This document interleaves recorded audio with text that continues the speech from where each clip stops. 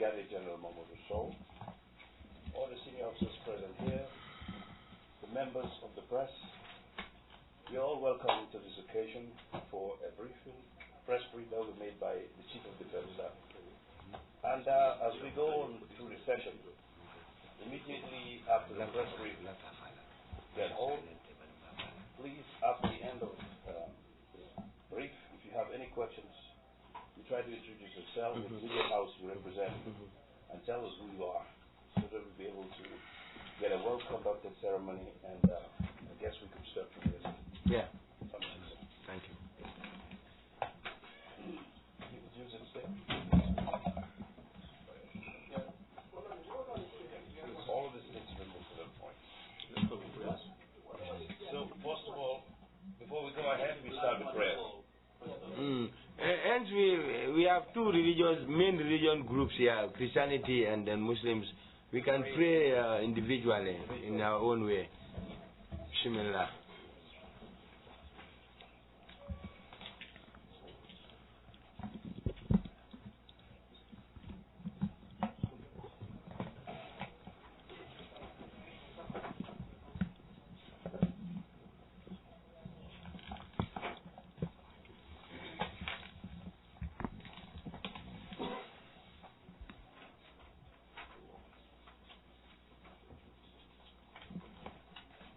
Amen. May our prayers be answered. Like I said, there are two main religions which are known worldwide and without doubt and without question, any single iota of question, that is Christianity and Islam. Jesus was mentioned in the Quran, Holy Quran, 25 times. Muhammad, peace be upon him, was mentioned only 2 times. Jesus' mother, Mary, was mentioned in the Quran more than 10 times. Muhammad's mother has never been mentioned in the Holy Quran.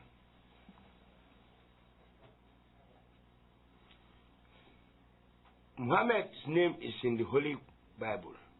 Jesus' name is in the Holy Quran, and the mother, and Muhammad's father, grandfather, and whatever mentioned in the Bible. There are so many ways to kill a cat. Some with a slap, the cat is gone. I've heard that. Some with a volley. You know when you are playing volley, football, when they pass the ball up and then scissors. In our province is in Gapole scissors. But here, when you say scissors, they know that you are from the province. They say here volley, to volley the ball. But in our province, when you say volley, you think that in football you call volley. They think that it is this. The fact that you play 6 by 6. So,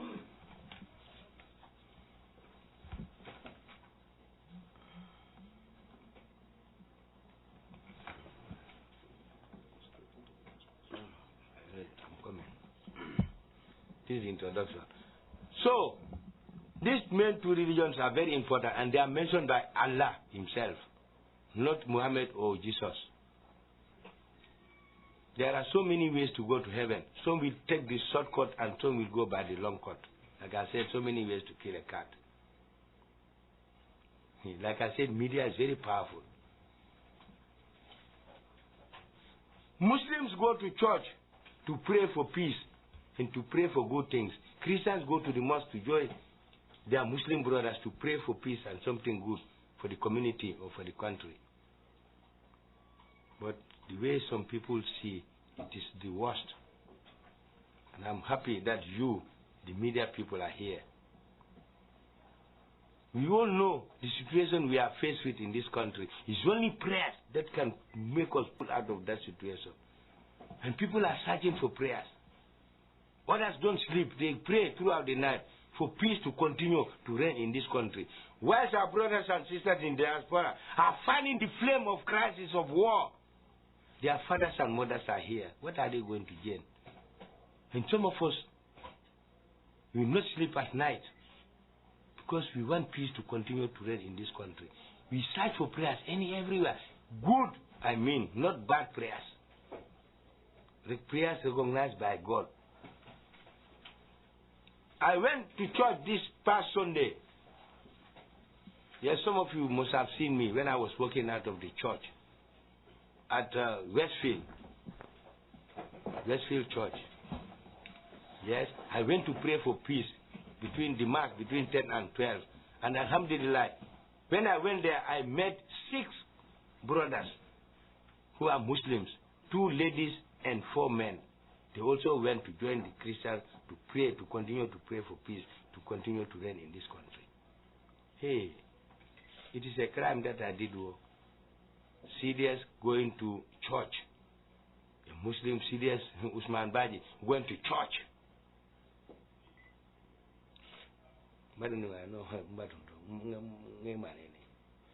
And those 4 civilians who are Muslims like me, nobody took their picture. But because what are they going to gain from that? CDS, Ousman Badou, going to church. When Muslims will convert and be Christians, Christians will convert to be Muslims. And we are still living side by side though. There's nowhere you'll go, you don't find a Christian or a Muslim. Nobody will tell you Christians will stop here, Muslims will stop here. We go to Ingentes, christening. When it is Christmas, you think that the whole Gambians are Christians. Tobaski, you think the whole Gambia is Muslim. Me going to church to pray for God, to give us peace and stability is a crime in a church. That aside, we said all of us, both Muslims and Christians, we should have faith in God, Iman. In Islam, we call it Iman. Praying 5 times a day by Muslims and to have faith are quite different things. These small differences, there is no single Christian who left the source of this country. All those who fled are Muslims. I stand to be corrected. Let somebody name me 2 Christians who fled. If they go out of this country, it's for business. But come and see the trucks. When you ask Muhammad Mustafa Jallo, where are you going? Guinea. What happened? Here they said there's war. You said you believe in predestination before you were born. What is going to kill you will happen no matter what. And how you are going to die will happen. Some will die in the sea. Some will die sick, AIDS, diarrhea. Some will have accidents along the way. Some will be fighting, or some will be shot by individuals. Some will be stabbed by bandits. And God said, I'm not going to kill you. I'll associate your death with something. Wallahi al-Azim. And you said you have that belief as a Muslim and a Christian.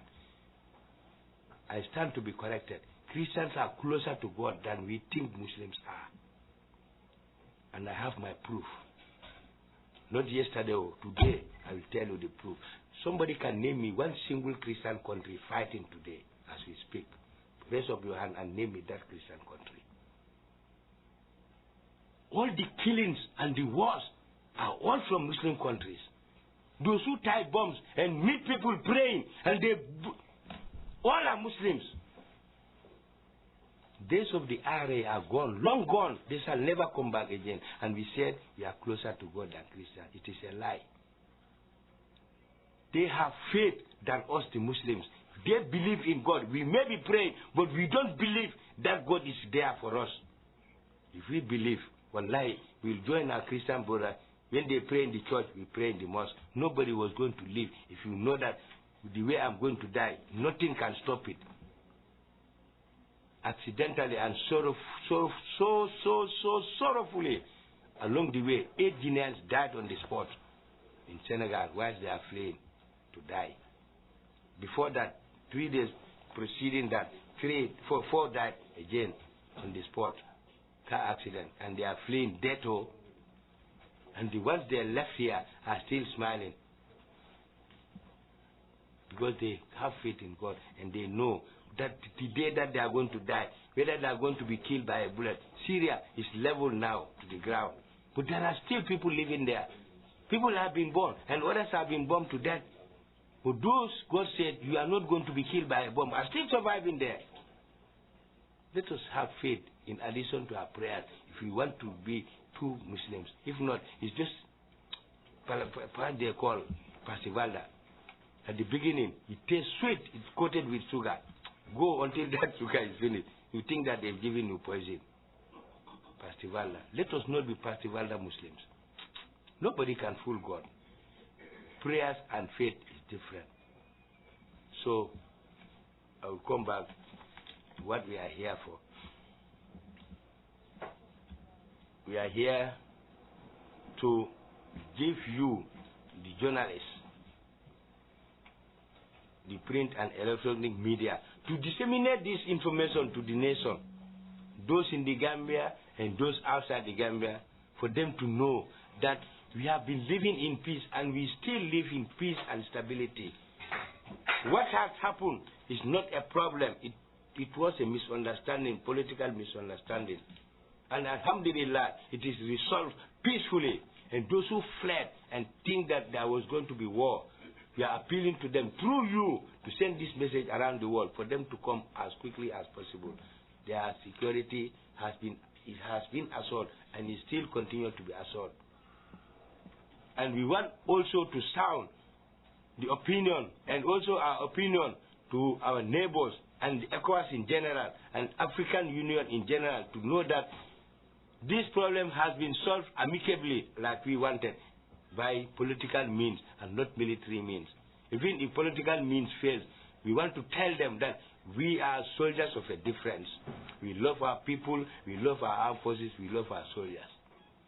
In the event that that political issue is not solved politically, we will never engage our soldiers in combat which should have been solved politically. We want you people to send this message to the whole world, especially the ECOWAS and our African Union, that we are very matured. Although we are a small country, we have an armed forces of a difference. This is the message we want you to send across to the world. The more you send it across, the better, because the Gambia belongs to all of us, including me. And not only human beings. The trees that germinate in the Gambia, they have a right to live. All the birds that fly in from Senegal, once they are jetted into the Gambia to feed or whatever, it is you and I, our collective responsibility to protect those birds. So don't think that it's only human beings that own the Gambia. So I'm going to read this short and precise and very clear message to the whole world. And let me begin by giving thanks and praise to Allah for the peaceful resolution of the political impasse that our country was faced with. Never in our nation's history have we been gripped with anxiety and fear that provoked mass exodus of Gambians and the non-Gambians alike. This was precipitated by the aftermath of the presidential elections. Nevertheless, our resolve and determination to settle the political impasse in a more peaceful way, consistent with our deep-rooted culture of tolerance, strong religious belief, and mutual understanding has manifested itself once again. I avail myself of this opportunity to thank all Gambians most profoundly for the high sense of political maturity and patience exercised during the period under review. It should be remembered the armed and security services are the last line of national unity, as was demonstrated during this trial period in our nation's history. Our collective resolve as a vibrant defense instrument charged with the responsibility to preserve the peace and security of our beloved country gained its root from the Constitution of the Republic of the Gambia. This is a mandate reposed on us by Gambians themselves, you and I and our brothers and sisters. Hence, you must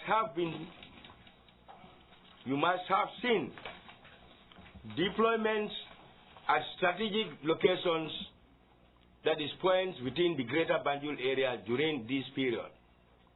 The deployments, if I may clarify, as a strategic calculation designed to avoid any potential conflict that emerged between rival political parties and supporters. There is an old adage or an old say which states that prevention is better than cure.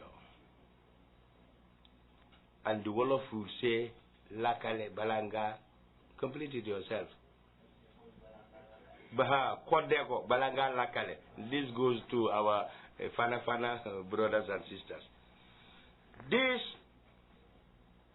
implies that the armed and security services cannot sit by to allow our beloved country to descend into crisis dimension. If we had a serious failure to our part, which present and future generations of Gambians and non-Gambians alike will always live to remember and will not forgive us for such shortcomings in our line of duty. If we had failed to do so, and even God will never forgive us, because we are paid by you and our poor farmers to protect them and to give them stability, to give them peace, for them to be able to go for their normal businesses. If we have failed that, God is not even going to forgive us. If I may emphasize, the deployments undertaken by the armed and security services before, during, and after the elections period was purely a preventative measure. But others misinterpreted it. Others are saying we are ready to take over this country. Others are saying we are ready to bully the civilians. Others are saying we are trying to threaten the civilians to vote for the ex-president. A lot has been said about it. It is not a hidden thing. It is for sure on the surface. This is contrary to what is being portrayed and or propagated by some media houses, both local and international. Our collective aspiration as a nation is to ensure that peace and security prevails in this beautiful country at all times. Small is beautiful, and I would say it. And we shall remain the beautiful of Africa, the beautiful coast of Africa, the smiling coast of Africa. Never shall we be the weeping coast of Africa. Never shall we be the sad coast of Africa. Forget it. If you envy our name, the smiling coast, please do the best of your ability to make your people smile like we our people do. It is a grounded truth that no amount of money can replace peace and tranquility in any given country, and that is a fact. Equally, it is a known fact that no meaningful development can take place in the absence of peace and security, and that is a hard fact. It should be remembered that peace without security is not sustainable, and security without peace is not durable. Never shall it be durable. Let me conclude by asserting that it takes little reasoning to spark a conflict. Very easy to start a conflict. However, it takes considerable effort, resources, time to find an amicable solution to any conflict situation. We have seen what just has happened. It's just a fraction of the example of what to start a conflict is. Without conflict, people suffered. Without even conflict, people died on the way, running away from conflict. Talk about when it starts. How many lives are we going to lose? How many infrastructure are we going to destroy for a political indifference, not even a crisis, which was made in the absence of the armed forces, or the two armies, or the two countries' armed forces, which was discussed in the absence of the military. But now they got stuck. They want to use the military to solve it. This country will never solve a political issue militarily, wallahi al-azim. Whether I am the CDS or not, I'm making this point very clear to anybody. We love our people. We don't like our people. We love them, the armed security services. And we are, those days of the Arab and his camel is gone. We are very intelligent. Very, very intelligent. Don't take us for a ride and destroy our small country. When you cannot solve it politically by your own, Please, refer your case up for those who can solve it for you. Invite people who have wisdom. They can help you out. But if you get stuck, don't be rigid and you don't want to look back or left and right because you think when it is solved for you, you will be looked down or you will be belittled. It's better for you to be belittled than kill people innocently for a problem that you created yourself. The world should be wise enough now. Africa should wake up. In Europe, they have their big crisis politically, and they solve it. If they cannot, they look left and right and invite think tanks, those with wisdom, to help them out. But in Africa, a small thing, they would say, solve it militarily. And what does it mean? Go and kill each other. Go and destroy your countries. But their own, they'll sit around the table. Of recent, Donald Trump and Clinton. Well, Clinton accused Donald Trump of liaising with Russian hackers to change the figures electronically. And NATO has never told US, we are coming for you. They solve it. And you saw Clinton at the inauguration of Donald Trump. What is wrong with us? People enjoy. They will enjoy looking at Africans killing each other, and they will be laughing. Look at these idiots. And when they come to instigate us to fight against each other, we welcome them. We forget that we have brains. We are remote control up to now. What is happening with Africans? Finally, I implore all Gambians to learn to forgive and forget and embrace the mutual coexistence that has characterized our social, religious, and cultural settings. Equally, I take advantage of this opportunity to assure His Excellency the President and Commander-in-Chief of the Gambia Armed and Security Services, and also the Minister of Defense, Honorable Adama Barrow, of our unquestionable loyalty and support throughout his tenure of office. When people say CDS is a chameleon, today he's blue, tomorrow he's green, it is not. The country can be ruled by one president at a time. There are no two presidents to one country. Adama Barrow cannot be a president, although he won the election before he was sworn in. It is never. The day that Adama Barrow is sworn in, that is the day he is the president of the republic. But the day he won is president-elect. When he is sworn in, you don't call him any longer president-elect. You call him the third president or the fourth president or the fifth president, depending on the number that he falls in. When you don't know, you ask. When Adama Barrow won, still President Jammeh was the president before on the 19th.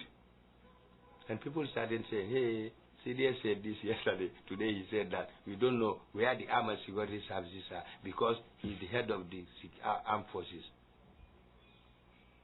But when Adama Barrow, not even sworn in the Gambia, sworn in Senegal, all of you have heard and you have seen. All the armed and security services, and this I will thank the outgoing president, President Jammeh, for showing us the way. We stand by the Constitution, and the president, ex-president Jammeh said, the army, armed and security services are not defending me either. They are defending the Constitution and defending the red, blue, white, green. The territorial integrity, both internal and external aggression. He said it so many times. And I'm happy that I stand here with my cadre of officers, genuine CEOs, men and women of the armed and security services, that we did not step an inch beyond the Constitution. We are an armed and security services of a difference. We are not looking for money, and we are not looking to be presidents or ministers as such.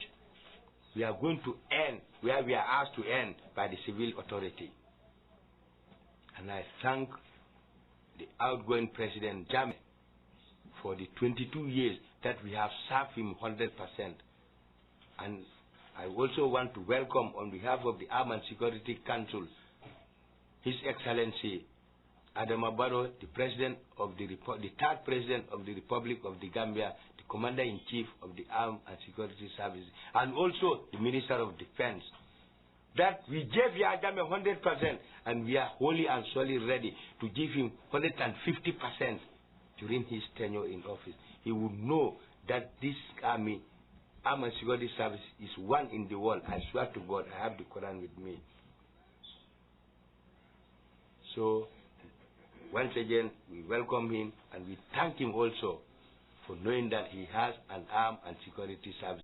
We want to show you that we'll give you all the backing that is necessary to make your office very smooth and to make you comfortable as far as the Gambia Armed and Security Council is concerned. I thank you all for your kind attention, and may peace and tranquility continue to prevail in our beloved country, the Gambia. Long live the Gambia, long live the new president, and long live the red, white, blue, white, green. I thank you all for your attention. God bless all of us. All yours, back to you now. Clearly, interpreted clearly, expressed, really representing. The earlier the better you air this on air, and the multiple times the better, inshallah. Please, we beg you, in the name of national security and national reconciliation. First of all, I think I will ask those GRTs, do you have any questions? No, it's okay. Maybe they are thinking about the question before you would ask. Yes. Go ahead. Okay. My name is Mohammed Esba from the Korean newspaper. I'm very much glad that CBS, on behalf of the Armed and Security Forces, showing their allegiance to the new president. Oh yes, no doubt. Which is very important and very vital. I just have two questions. Yes, you know that. We understood that we were having conflicting reports on the social media and other international media that there were some shootouts that happened, which was a conflicting report from the media. Is that so? Where did the shootout take place? Some say around Candyland. Okay. Yeah, and another thing is, are you, as the Chief of Defense Staff, assuring the Gambian that all the security fraternity is with you, and then they are willing to show allegiance to the new coming president? Okay. Thank you. Okay. That's a question after one after the other. Okay. I'm happy that you asked that question. I'm going to answer from where you stopped. That you had a shooting accident or shooting incident in Kanilai. I also had the same. But when I found out, I was told by more than 3 people that somebody somewhere in the southern, in the part of Casamas, I don't know whether it is from the Casamas or from nowhere, I don't know, because I don't want to tell a lie. Something dropped and exploded and killed 2 cows or whatever, or 2 sheep. I'm not sure. But something dropped and exploded in a compound in Kanilai. Some said the rebels fired. Some said the Senegalese troops miscalculated. They wanted to fire somewhere, and it fell in Kanilai, in one of the compounds. I had also heard that one. But I have not gone there to see. But there was no shooting in Kanilai. But something exploded in the compound in Kanilai, which was believed to have come from somewhere, and killed 2 sheep or 2 cows. That I was told by 3 different people. But there was no shooting in Kanilai. Inshallah. So, what was your last one? That is, allegiance. Oh, yes. All the armed and security services. We have 8 arms that constitute the National Security Council. The army is number 1. Anywhere in the world you go, when you talk about security, number 1 is the army. They are the elites. And the others follow. We have the police, the army, the police, National Intelligence Agency, Immigration Department, Fire and Rescue Services, NDA, that is formerly called Drug Squad, and which one? Prison Services, Gambia Revenue Authority. No, I said 5 somewhere. Though there we are 5, 6, 7, or 8. 8 services that constitute the National Security Council. All of this, we owe allegiance and unquestionable loyalty to Ousman Badou and the people and the Constitution of the Republic. Do you understand? Yes. Not will, must. Underline that, must. Any other question? I guess for yes, the please. purpose of brevity, if a question is being asked, you don't have to repeat that similar question. Just ask a different question. Yes? Yes? My name. I am the publisher of Banco online blog. First of all, I want to commend your professionalism before the campaign starts, during the campaign, and after. And even after. Okay, so but after the election, we witnessed that some young people putting on Gambia has decided T-shirts were arrested. Okay, and now the number of printing of the T-shirts has increased in the country. So I'm just asking whether an assurance will also be given to the young people to wear.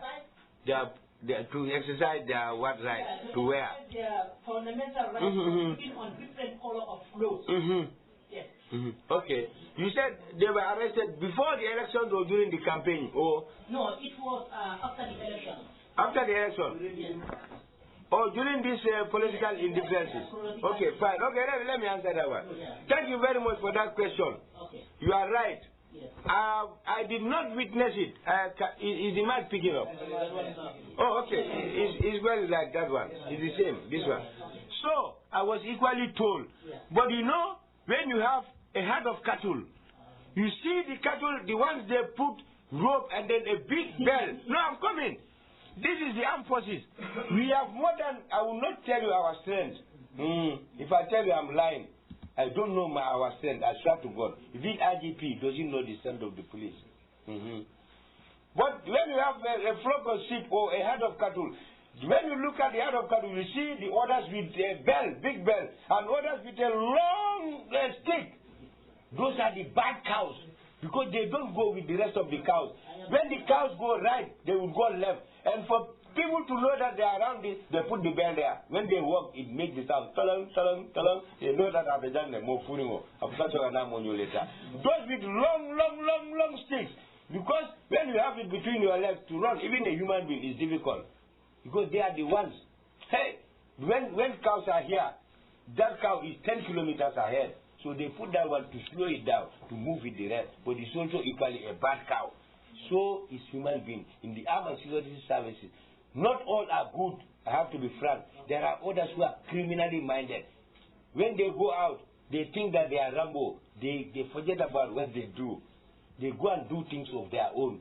It is wrong. They should not have done it. And if officer comes across it, they were going to be dealt with. But they do it at a time that no senior officer is around. I'm going to assure all Gambians, if you want, go and buy 10,000 Gambia has decided and put it on. Wallahi alazim, day or night. Nobody will even say, oh, please, I assure you that one. We are not in the campaign period. We are not in any political. We are time to work now. It's time to work. Let nobody start any campaign thing and see what we will do to you. Wait for the campaign time. We are not our neighbors. When they campaign up to the next election, no time to work. This is why our small country, we are developing. When dry bones are mentioned, all women feel uneasy. Wallahi, go and buy 10,000. Gambia has decided. Moya for Ninga Mari Muta. You will know. Yes? Any other question? Yes. I am Mr. Babukar Sise, correspondent for African News. My question for General Badi is, as you may be aware, when President Barrow was sworn in Dakar, he did give command that he wants all the military officers to be disarmed on the street and leave immediately and go back to the barracks. I don't know how far have you gone in executing that command as, I mean, a command coming from the Commander-in-Chief. Okay. Thank you very much for that question. I think you must have misheard him. He did not say disarm. He said, I appeal to the armed and security services, especially the Chief of Defense Staff, to ask the soldiers to go back to the barracks, to go for Jammeh, ex-President Jammeh. I'm going to give 1,010 to Barrow, inshallah. Go and see, they are packing. Yes. Barrow did not say disarm the soldiers. As I'm speaking, coming from Serekunda, yes, I still see sentries on the road where soldiers are still. Oh, it cannot be automatic. We know the way we pull out. We are not civilians. We do it tactically. You don't know, but I know. When you come to the army, we train you. We'll tell you why. You don't do it like Fokodai.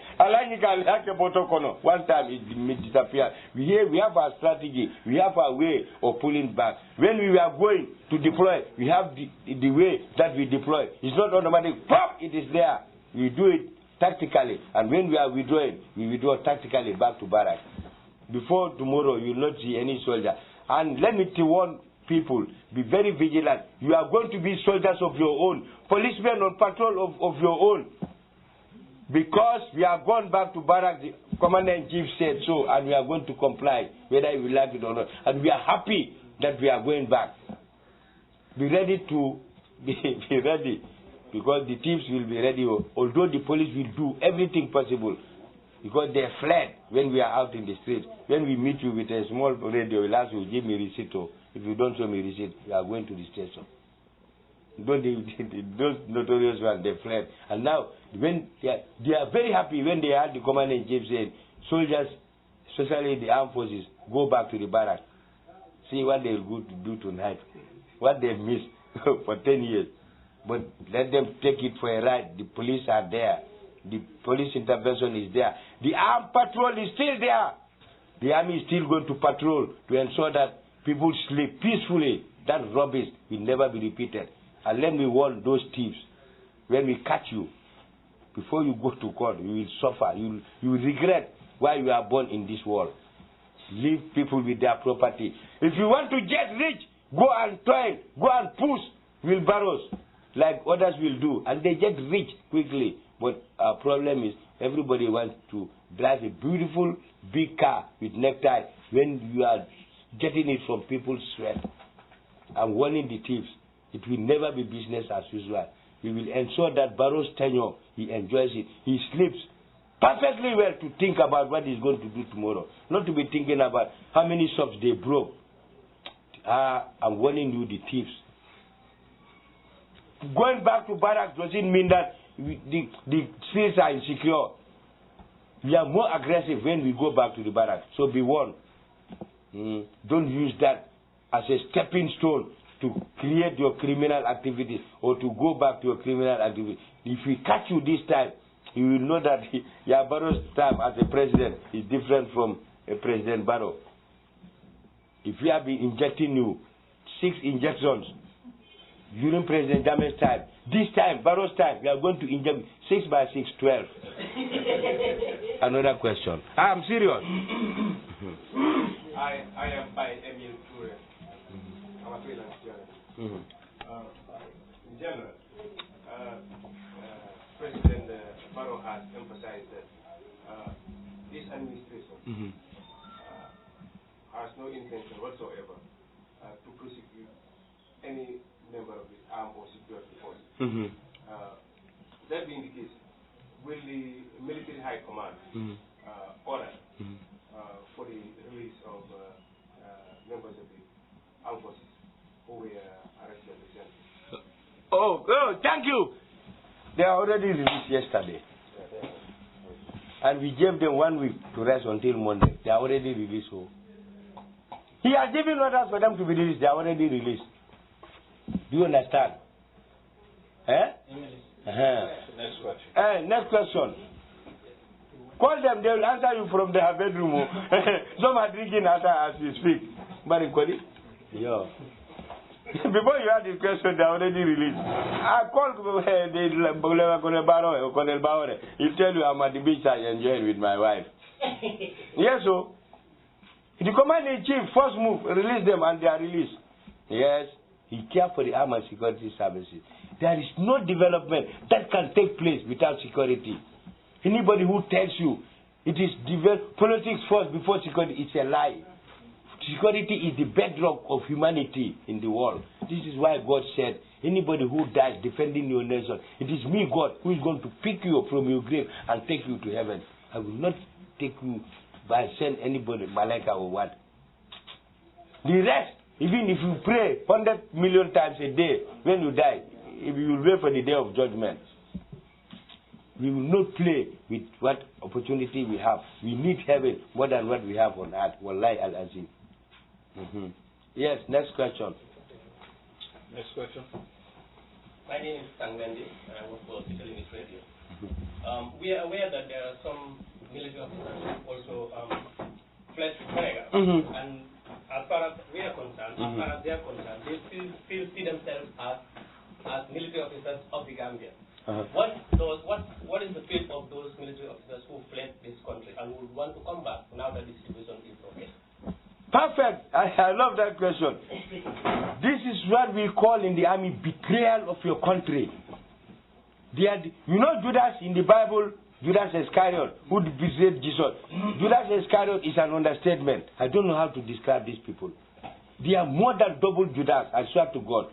They betrayed the country. The trust and confidence portrayed on them by the people of this republic, they betrayed it. They are more than Judas. Very opportunist. We don't consider them to be members of the armed security services any longer. Not all of them. Some were picked like soldiers on the way when they were doing their checkpoint.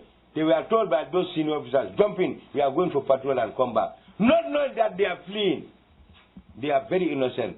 And I spoke to the Chief of Defense Staff of Senegal to please help me in the name of Allah to bring those innocent soldiers back. The officer, I told him, if left to me alone, take them into the Senegalese army.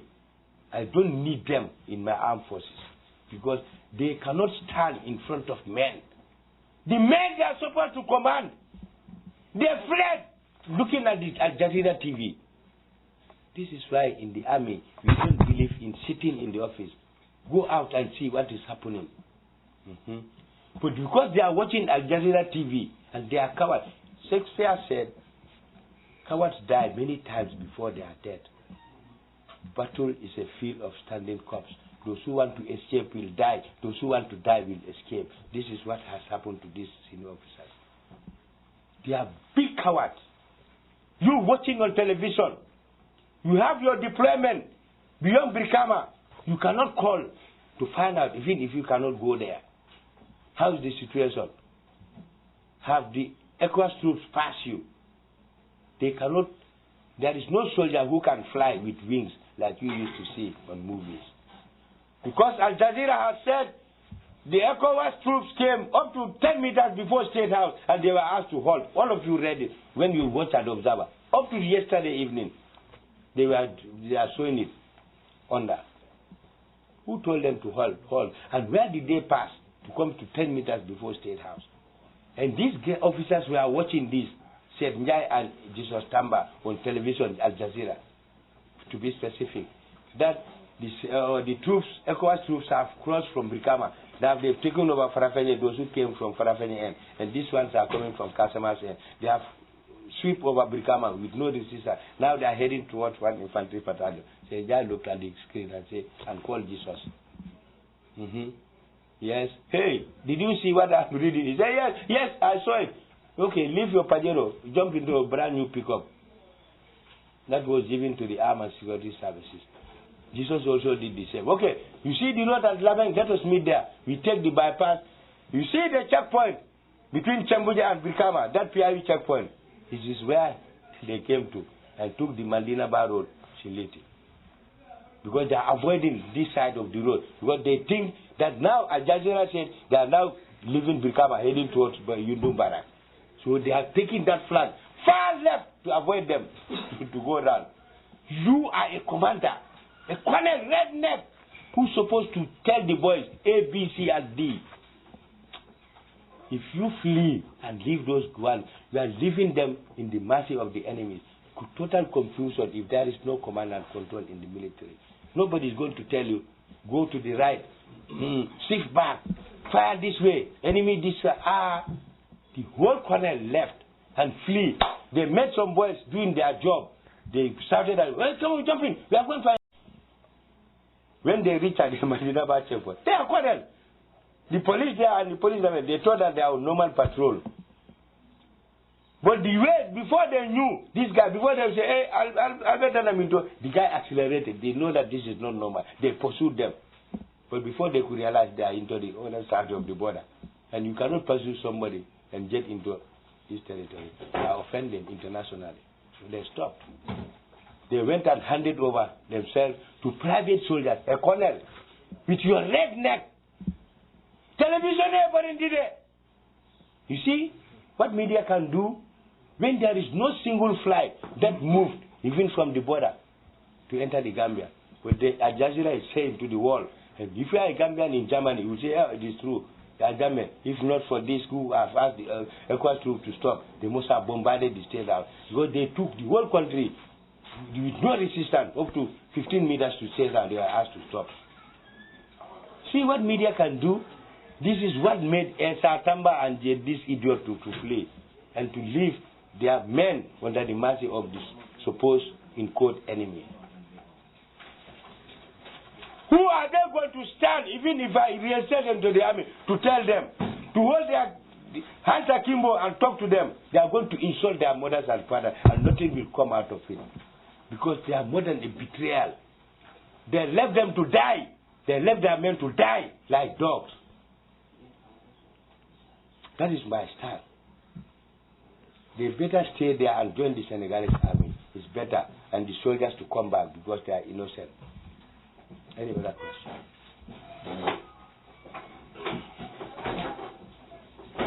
My own ADC flee. My own ADC.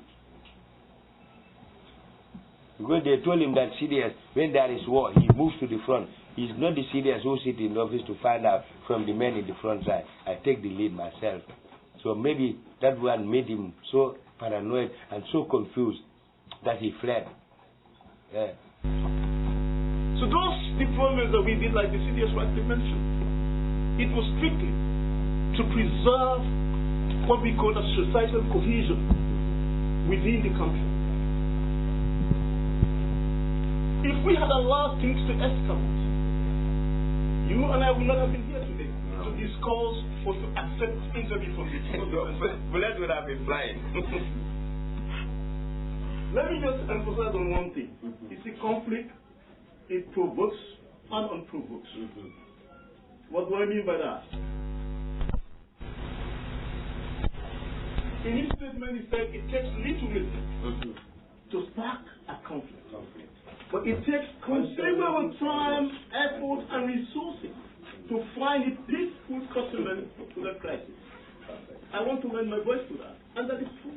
From my experiences having served in conflict region countries, what happens after that? There is in its trail social, political, and economic disintegration.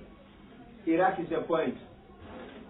Iraq. It creates what we call dispersed animosity between people. And it's a dispersed animosity people cannot easily forget. No. So we cannot seek to allow this country to go into the same situation. Hence the deployment that we made the last time. But instructions were given. They put out the deployment. Yeah, and I speak to you, we put in our own deployment. So if we may clarify, because some have a different interpretation. But if you look at it, it was more a psychological deterrent. It was more a psychological deterrent. When people saw the deployment, if you may recall, after the elections, people took to the street to celebrate. That's their inherent right. It's their constitutional right. However, we had some few individuals, they took advantage of that vacuum. They took to the street to rampage. Shops. Yes. They broke some shops and then they got their cars missing. Looting, people started looting. 3 cars are missing around your some say, remember, constitutional aid to civil authority. That's one of our constitutional obligations. Aid to civil authority. So, do we sit back in the barracks to allow things to unfold the way they were going? No. And just come out when it is beyond control. Now, when it is out of proportion to you want us to come, it is going to be more expensive and time-consuming to refrain the existing status quo. So we said we should come out. Because the first day we thought it was going to stop at the 4 days, but then it protruded into the second day, and then we started receiving complaints. The police were overwhelmed, because if the police cannot find a solution, constitutionally we have to come in to find a solution. Hence the deployment. I hope that clarifies the issue. Yes. First of all, before I start, I'll say Happy New Year to all of you. Thank you. This one is finished again. General? Brigadier General Momodu Sow. Okay. I just want to align my especially with the issue of responsible journalism. Responsible journalism is true. In as much this is the first time you have started an armed force, have you, I think, to sustain it. When the need of information for the armed forces is necessary to contact it in the future. So that's misinformation that we are talking about. So that's an issue of the need. There are two issues. I want us to refer ourselves to the Constitution, especially chapter 13 of the Constitution, which is on the functions, part 1, so paragraph 1A, A, B, for the functions of the armed forces. It's clear. The primary functions is to preserve and defend the sovereignty of the nation. 2, he said the aid civil authority. On the request of the civilian government, they will be involved in that aid civil authority. The third aspect is to engage on the request also of the civilian government for productive activities like agriculture, like engineering. These are the 3 functions within the Constitution which the armed forces operate. So this is a reminder. We are subservient to civil authority. And you cannot do things in the absence of approval of the community. No, of course. So there are 2 levels. You have the level of the political level, and you have the level of the military level, where issues of the military, as he said, must be approved in terms of information. But again, as I said, this is the beginning, and I hope this will be sustained. You will take your number from the PRO so that issues of military that we are concerned of, you clear it out. That's the possible journalism. There must be 2 ways. Even if you have your source, that source must be credible. So I hope this is the beginning of to succeed. Okay, before you ask your question. No, I'm not asking. I'm making a suggestion. No, okay, before you make a suggestion. I'm happy that this thing is raised. We would like to our new commander-in-chief to have an armed forces hour, armed and security services hour, on GRPS and any of the FM stations that can operate on gratis. So that any issue of national security, you can ask, we make it the right open. You can ask and we are responded to. I think that will solve some of the issues that one raised here of delaying the information to go to the people. So what we will formally write to the commander-in-chief, I think that will solve it, like other countries do. So let me just clarify. Issues that relate to civil matters. We do not have that prerogative or the ability to make comment on those issues. But during the political issue, for instance, the political impasse of recent past, some would say, why not the military? Why this? It's not our role. No. If I may clarify. Our role basically is to preserve the peace and tranquility of this country. Security. And that is, of course, when we're given the mandate to do so. But then, if people start asking us questions regarding the political issues, those are issues that we do not really want to contemplate to give answers to. Because we may be giving the wrong answers. So if I may clarify on those issues. Yes, could you contribute? We are hearing. Okay. My suggestion is that I think it is profoundly important. I don't know whether that unit still exists. You know, when one individual, and it was very effective. Then I used to come here regularly and would seek clarification on issues, and sometimes, in fact, it was Colonel Jada at the time who would in fact assign to the Colonel Jada. Yeah. Okay, who would, you know, at the time, be in some instances answering those questions. Sometimes the public relation officer. I think rather than sometimes allowing information to it is best for the whether it's the police, the army, or the NIA. It is best because whether we like it or not, the armed forces doesn't belong to anybody. It's a public institution. Yeah, it's one of people. Yeah. Whatever is said about the armed forces, it reflects Gambia. Therefore, it is important that we work collectively as a people to ensuring that we brand the army, you know, so that every person out there, you know, would be, you know, would take ownership of the Gambia armed forces. And it is the army that can help in doing that. Because whether you know it or not, the army has a role in decolonizing the minds of the people. Of course. And whether you like it or not, people like the way people would malign journalists or say negative about journalists, you know, I mean, that's the same way they would do with people of other professions. So collectively, I think whether it's the police, the armed forces used to be very, very effective in, you know, divulging information. Very, very effective. To be honest with you, I was a young reporter and I used to come here regularly. This is not the first time I came here. You know, so I think collectively, we are not saying that you know, issues of, you know, public security to be divulged. You know, because anything protection on national security, you know, we can endanger the life, you know, of every Gambian. You know, it is our view that, you know, that should not be declassified. But anything like sometimes, let's say, a small, you know, somebody's arrested. I mean, even if you don't disclose what he or she is arrested, just confirm it. But once you don't do it, what you do is you allow unconventional journalism to take its course. So we can help each other. In fact, something, if it happens here, if you don't clarify, the wrong is going to be somebody here cannot publish it in Gambia. Somebody within, you know, where is the armed forces or anywhere would divulge it to the internet. And that does more harm than good. So it is not the armed forces that is staying, it is Gambians that is staying. So collectively, this is something we have to work on. Okay. Thank you very much for your question and contribution. This is what we call killing two birds with one stone. The other part of it is the question and the other part of it is contribution. We have still the PRO department, the Public Relations Office department. And I will tell you, we are more effective now than before.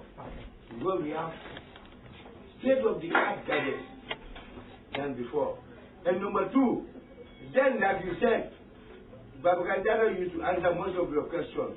Maybe who was manning that post then, maybe was a second lieutenant or a sergeant. I have a colonel who is here. Number two, the press, I'm sorry to say, you like to write big headlines because you want people to buy your paper. No, let's go and pay the state. I'm coming. I'm going to answer part of your question and I'll answer the rest fully. This is why I said, when the commander-in-chief comes and he settles down, we are going to write to him to give us approval to have at least once a week an hour for the armed and security services, where you can ask, after whatever you want to talk about, you can ask, but let it be on security only, exclusively. we will not answer any question that goes beyond that security. Number two, you the press, when somebody is called for questioning, you will put on your headline, serious arrested. Because if you put that serious call for questioning, nobody will be interested to know. But when you put red, block, serious arrested, no, everybody will want to read and know why is he arrested, when, who arrested him, how many of them. Yes, because we want the papers to be sold. Responsive journalism is what we need if you want us to work together.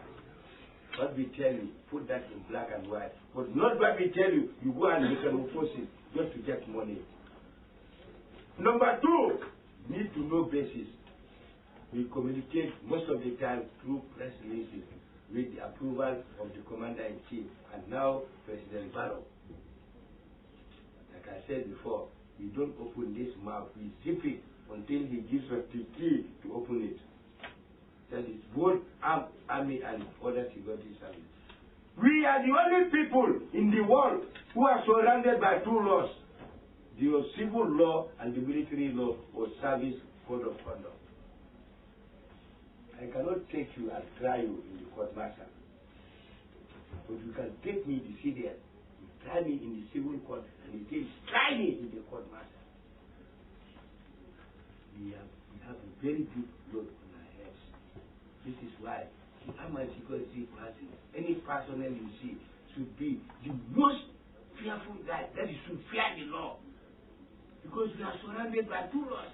The civil law, your own constitution, and the military law. So it needs to know basis. Where an investigation is ongoing, we will not tell you that he is wrong or he is right or he is blue or white. We tell you, please, the investigation is ongoing. But you will press to know what he did or why he is called for questioning. This is the problem between you and the armed security services. Because you want your papers to be sold. But like good shape, it's a big headline. If I tell you my PRO is called for questioning, you will write it in my presence, PRO called for questioning. But let me see the paper that morning. PRO slapped and arrested. Headline! Because you want your paper to be sold like good shape. It's another big problem between you and us. We want the truth and nothing but the truth. But you want the money and nothing but the money. However, I'm coming. This information bill. Hey? General. These people are crying for it. No, General. Yes. To be honest with you, we are part of Zambia, whether we like it or not. And the army is from a field. No, I'm president of the Zambia Press Union. Yeah, I want to be the father of the Zambia Press We can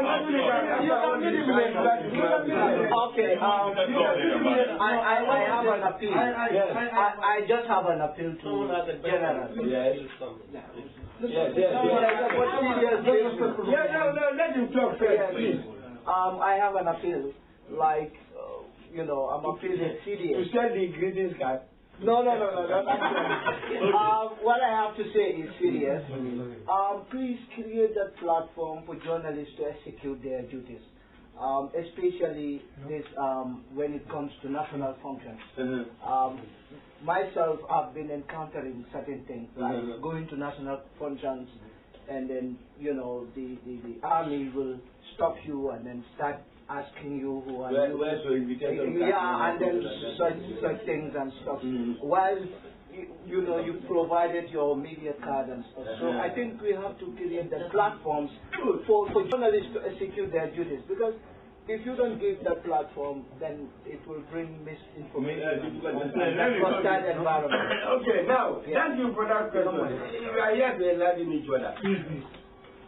The state guard, like let's say the presidential guard, like when President Barrow takes over and he comes to the state house, we have what we call close protection group. This is the inner core. You are very close to the president. Even myself, if I want to go to sir, Sir, I'm sorry. They have their different rules. They have their different responsibilities. Don't go close to the president, even if you have a green card that the president gives to you. They will stop you. What are even if the president? You have seen the ex-president, the Agame. Whether sometimes you use this word to Abulawai. Yes, they are doing their job. It is not easy to be a president, and it is not easy to go close to a president, even if you are the father of Joe Beje. But number one thing that Barrow will face is privacy. Press card. I'm coming. Press card. Universal press card and not different press cards. Please, you, the father of the press union, create the mother of the press union so that you have the father and the mother. Get the card for your press officer. The same sign and stamp with the same stamp and signature, not to be signed like Barack Obama, the other one is signed by Trump. Let it be the same and see whether the hustle and tussle that you have with the security, especially close protection of the president, will happen again. Okay. General, this is why I think this is why it is. There are instances where we would have functions to invite members of the armed and security forces, and there were instances, you have the police, the immigration, the NIA, who will come, because I think what is important is for you to understand our job and for you to for us also to understand your job. What is profoundly important to point out is those of us here represent different news organizations, and you are accredited by your news organization. This is what happens internationally. I've covered functions internationally, and when you go to international functions, you see somebody with Al Jazeera, just observe. You see somebody with Al Jazeera, somebody with CNN, somebody. So this is what happens internationally, and this is why it is important that you have individuals who understand media issues. I met him before. He wouldn't recognize me. But I recognize him. We met at Tango. He's a very brilliant guy. I have no problem with him. But what I'm saying is, we create a synergy that will allow us to work. So we understand the way we do our things, we understand the way you do our things. But otherwise, at the end of the day, somebody will stand there and they will say, okay, did you get, even at a meeting where the president, a public meeting, journalists were arrested for simply coming to a public meeting where you have individuals, everybody, people from all walks of life, covering those functions.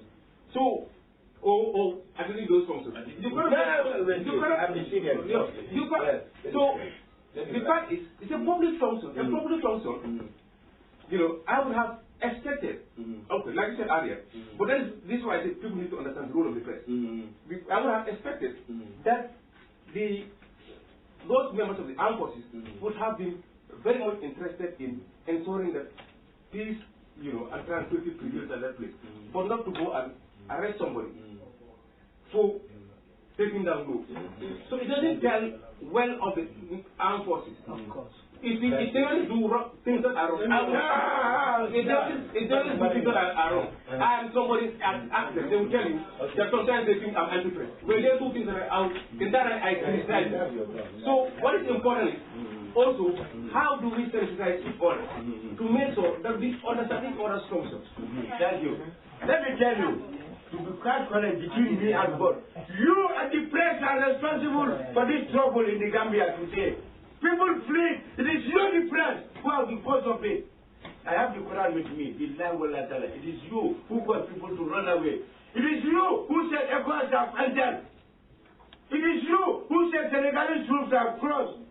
And I have the Quran with me. Hold it, and if you are a good Muslim, you have to go press market. It is here. The trouble, the suffering is caused by you because of misinformation. Who among you can hold this Quran and you vow that this press is not responsible for the havoc that has happened to our country as we speak? It is here, all of you. Most of you are Muslims, except 3 or 4 Christians.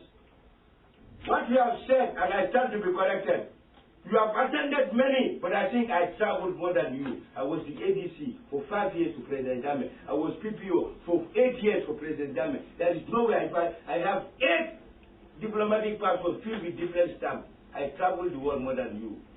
He was working for UN for nearly 10 years, New York. He was a deputy ambassador in New York, my deputy. It is from there that he's appointed as deputy chief of defense staff.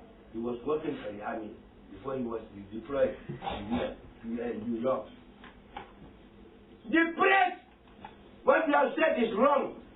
When they have accredited Al Jazeera or whatever, BBC, when you turn at the back, it is world universal, the same, with the same stamp and signature. What you are telling me is unfounded. I know you are from different media houses. You are from GRTS, you are from FM1B. That will show on the card, but at the back, Gambia Press Union Accreditation Card, 2015 to 2016. When it is expired, you go and renew. The same signature, the same, what is what I'm talking about. You don't know the press job more than me. I'm no, I'm coming. Let me finish with him. Let me finish with my father of the press. The trouble in this world today, it is you, the media, who have caused. You are the one who caused Esa, Itamba, and yes, Al Jazeera now. Up to yesterday evening, before we received the heads of state who came to visit President Jammeh, I was at the media field house and I was telling my other Islamic people, look, this is the thing that we said we had to run. And the Manicos will tell you, and it is true. Why do we have the dollar so names in Yomi? I'm sorry, I will tell you today. And it is a fact. I don't want to go back to history. When their boats are mentioned, all women feel uneasy. I have never seen a Bandinka so name or a Fula so name. Call it. I've never seen a Fula so name Jima. I've never seen a Fula so name Sanyang. Go to Yomi, it is all there. And they said in those days by the Marabus, if you are running away from war, if you cross 7 rivers or 7 streams or whatever 7 water lines, you are safe forever. This is why in Yomi, you have different types of dollars and they call themselves Bandinka. Because history, generation after generation, you come and then you cannot speak your language anymore. The dominant language is what you speak. This is why most of you, Manjabos born in Congo here, you only speak Wolof, English and so on. You cannot speak Manjabo.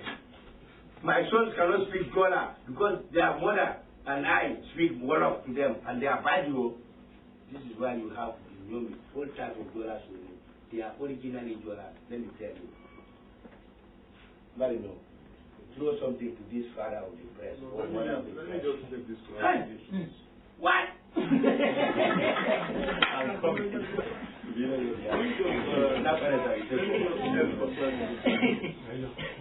If there's an event in international or local dimensions, usually we give you a press card. And the press card basically denotes your name and the press institution that you represent. Even at the UN, that's what obtains there. Aside this, if there's a function in the Gambia, to be more precise, usually once you identify or you submit your names as potential individuals to cover that event, you'll be given a press card. If you have those press card reviews visibly displayed, you should have access to the function area. But if you don't have that, or you want to use what we said, something inherent to your institutions in a public function or official functions, it's something they will not accept. Let me give you an instance. Even at the UN, even you serve in Al Jazeera or BBC, first thing you do is accreditation. In other words, you go there to say, we will be covering this event. And it's done online. Once you do all the necessary imputations, then once you get there, you print the form, they will issue with what they call the press card to allow you unfettered access through the process. But until you have that, you cannot be allowed in. And let's make clarification. Every now and then you will label the armed forces armed forces. Not everybody who stands there is a member of the armed forces. You have the protocol department as well. Right? And you go there, you must have a proof of evidence to denote that you belong to one of these institutions. Unless you do that, you will not be allowed in. And this is what obtains everywhere in the world, not only Ghana. So it is not the armed forces to be blamed. Rather, you did not do, or you did not exhaust the procedure. If you exhaust the procedure, you have access. I think that answers some of your... The media houses, whether it's electronic or otherwise, are invited. And you accept yourself. And once you are not there, what happens, especially pertains to Gambia? Most of the time, I'm a journalist. I represent the news. I want to access. It's a problem. That's the issue. Because those people, the armed forces, we have different branches, as the two of them have said. There are people who are responsible for inner calling of the president's security. It's not the armed forces. So if you come in and say want to go, they'll say no, you don't have a card. And again, there's the ministry of there's a ministry or ministry of ministry of I don't know which ministry who's responsible. Information who are responsible for this. There's a protocol officer who's responsible. And during those meetings, you exchange contacts. Okay. So that it's easy. If at all that's a problem, you can able to go and identify. You'll be at the ceremony. I'm sorry, I've been denied. Is it possible? It will be solved. Gambia is too small. So I don't think the issue of saying that the armed forces are not providing goods, I don't think so. I worked in ECOWAS, I was in Abuja. Equally. ECOWAS meetings, you have to do what you do education. And they invite you. If you're not there, you don't attend meetings. It's a fact. So the international aspect you are talking about, there are people here who are international, who are also works in international institutions. So we know what obtains there. Sir. So this is let me start. What's the name again?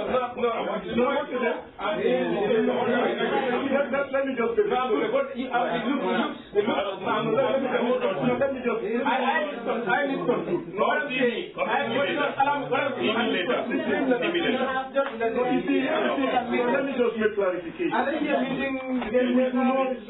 do not have exact luxury of time to discuss these issues. We do not have the luxury, but let me just finish this. We do not have the luxury to discuss these kind of issues. But if these are private issues that you would like to discuss, please find time, meet him, and discuss that with him. And the subject of disclosure, let's exhaust that, and then you can go ahead with your normal business. Yes, please, what is your question? My name is Kelly Chan from Federal Radio. After that, you guys made a clarification about the troops entering inside of Zambia that was on Thursday. And again, there is this rumor circulating around the social media that the jet fighter who, like 20 minutes before the swearing of the president, Mr. Barrow, the jet fighter was the same troop who came here in the Gambia. So I want you guys to make the clarification whether it's the same troop or is the jet fighter is part of the Gambia Armed Forces.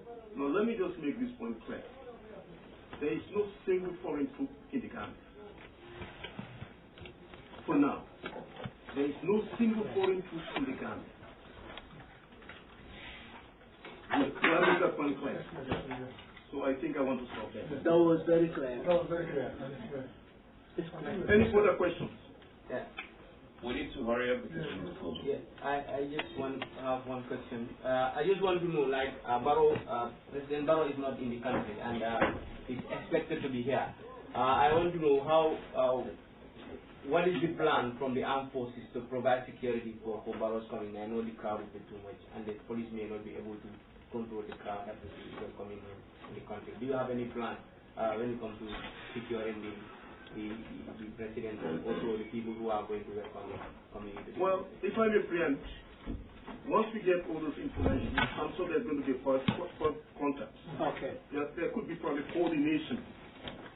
Yeah, because remember when we talk of providing security, it is not only exclusively the domain of the armed forces, it's a collective endeavor.